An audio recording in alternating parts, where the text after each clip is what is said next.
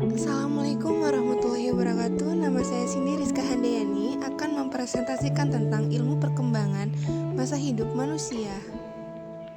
Ilmu perkembangan masa hidup manusia merupakan ilmu yang mempelajari perkembangan grafik kehidupan jasmani, rohani, atau kejiwaan manusia dari semenjak bayi lahir sampai anak-anak, remaja, dewasa, hingga tua, di mana pada setiap fase memiliki ciri khas tersendiri. Ada 10 tahap perkembangan manusia dalam ilmu psikologi. Yang pertama, ada tahap perkembangan kognitif, yaitu perubahan yang bervariasi dalam proses berpikir, dalam kecerdasan termasuk di dalamnya rentang perhatian, daya ingat, kemampuan belajar, pemecahan masalah, imajinasi, kreativitas, dan keunikan dalam menyatakan sesuatu dengan menggunakan bahasa.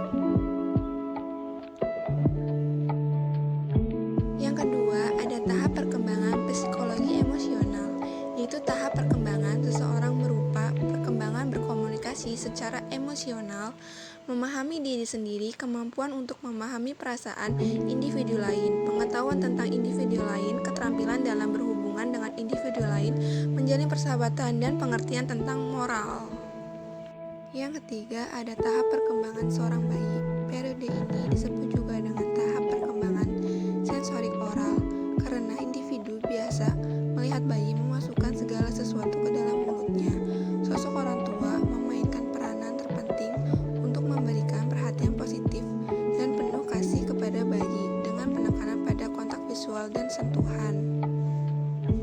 Yang keempat, ada tahap perkembangan seseorang kanak-kanak awal. Selama tahap perkembangan seseorang ini, individu mempelajari keterampilan untuk diri sendiri, bukan sekedar belajar berjalan, bicara, dan makan sendiri, melainkan juga mempelajari tahap perkembangan seseorang, perkembangan motorik yang lebih halus, termasuk latihan yang sangat dihargai seperti toilet training.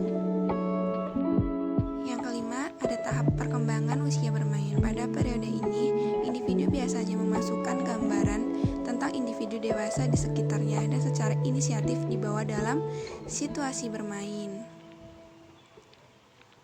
Yang keenam, ada tahap perkembangan seorang usia sekolah. Periode ini sering disebut juga dengan periode laten karena individu sepintas hanya menunjukkan tahap perkembangan seseorang. Perkembangan fisik tanpa tahap perkembangan seseorang, perkembangan aspek mental yang berarti berbeda dengan fase sebelumnya. Yang ketujuh adalah tahap perkembangan seorang remaja. Sejak stek tahap perkembangan seseorang, tahap perkembangan ini, perkembangan seseorang tergantung pada apa yang dikerjakan.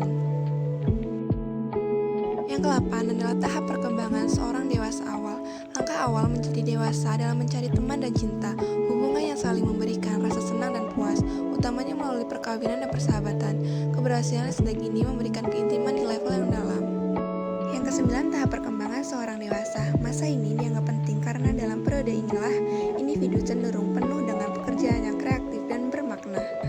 Yang ke-10, tahap perkembangan seseorang dewasa akhir. Individu berusia lanjut yang bisa melihat kembali masa-masa yang telah dilaluinya dengan bahagia, merasa tercukupi, dan merasa telah memberikan kontribusi pada kehidupan. Ia akan merasakan integritas.